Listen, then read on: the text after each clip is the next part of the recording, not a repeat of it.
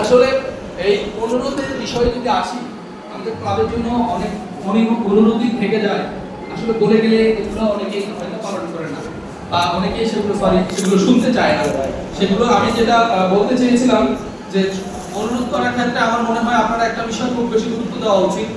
যত বেশি পারেন অন্যের সমালোচনা করা থেকে বিরত থাকেন, আপনার নিজের দায়বদ্ধতাটা আগে বোঝানোর চেষ্টা করেন। আমি নিজে কতটুকু করতে পেরেছি, আমার খুব ধারণা আমি ক্লাবে খুব একটা বেশি কিছু করতে পারিনি, কিন্তু আমি সর্বোচ্চ চেষ্টা করেছিলাম। আমার পরবর্তী আমি 19-20 প্রেসিডেন্ট হওয়ার পরবর্তী প্রেসিডেন্ট ছিলেন আমাদের নাজমুল ভাই। নাজমুল ভাই যখন প্রেসিডেন্ট হন সে বছর আমি ক্লাবের সর্বোচ্চ মানে প্রেসিডেন্ট হওয়ার পরে প্রেসিডেন্টকে সর্বোচ্চ সহযোগিতা করেন একজন আইপিপি, যেটা আগামী বছর আব্দুর রহমান রিজভী সেই পেশাটা নিতে হবে। আমি পরবর্তী বছরে আমাদের ক্লাব ইনস্টলেশন করার জন্য সর্বোচ্চ চেষ্টা দিয়ে আমরা যখন ক্লাব প্রোগ্রাম শুরু করি সে বছর আমরা বলেছিলাম আমরা যদি একটা শিক্ষা খেয়েও হলেও যদি একটা ক্লাব ইনস্টলেশন করা যায় আমরা করব। মানে আমরা হচ্ছে কোমরে কি বলে বেঁধে শক্ত করে আমরা নেমেছিলাম, ইনস্টলেশন হতেই হবে। ওই সময় ইনস্টলেশনের কথা চিন্তা করা মানে হচ্ছিল মানে কি বলে আমাদের আমাদের 5 প্রেসিডেন্ট গল্প শুনছি তো এটা খুব বেশি ভয়ের আতঙ্কে। আমাদের সোহেল ভাই 5 প্রেসিডেন্ট সোহেল ভাই ছিলেন, উনি ক্লাবের ইনস্টলেশন করছেন। ওনার বাবার গরু বিক্রি করে একটা হিস্ট্রি ছিল যে আমার বাবার গরু বিক্রি করে উনি ক্লাবে এসে ইনস্টলেশন করছেন। তো এইটা হচ্ছে খুব ভয়ঙ্কর একটা ব্যাপার। মানে আমার ক্লাবের প্রেসিডেন্টশিপ করতে হলে আমার মার গয়নাগাড়ি বিক্রি করতে হবে, বাবার সম্পদ বিক্রি করে তারপর ক্লাব করতে হবে, তাহলে তো ক্লাব করার প্রশ্নই ওঠে না। আমি এই ক্লাব কেন করবো? এই ক্লাব করলে আসলে আমার ব্যক্তিগত লাভ কি, এটা আপনাদের সবারই প্রশ্ন রাখতে পারে বা সবার এটা জানা উচিত।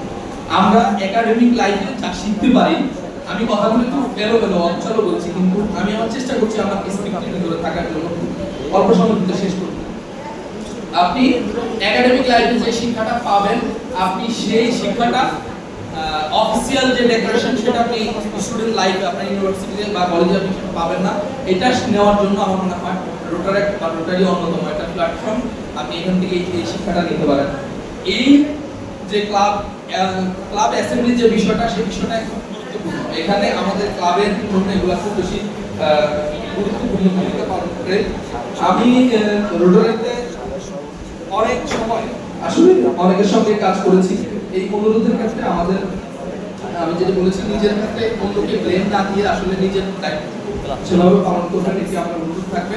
এবং একই সাথে আমার একদম আমি স্পষ্ট করে একটি অনুরোধ করব, একদম গুরুতরভাবে আমি বলতে চাই, এটা কোড আনকোড, যদি কেউ রোটারেক্ট পলিটিক্সের সঙ্গে যুক্ত হন আমার মনে হয় আপনাকে সরি আমাদের যদি রাজনৈতিক লোকজন আছেন আমি আপনাদেরকে বলছি না, মানে আমাদের যারা আসলে রোটারেক্ট করে তাদেরকে বলছি, যারা যদি কেউ রোটারেক্ট রাজনীতি করতে চান আপনি করেন, যদি কেউ না করতে চান প্লিজ করার দরকার নেই। আর যদি কেউ করেন আপনার প্রতি অনুরোধ থাকবে ডকুমেন্টিক রাজনীতি করার দরকার নেই।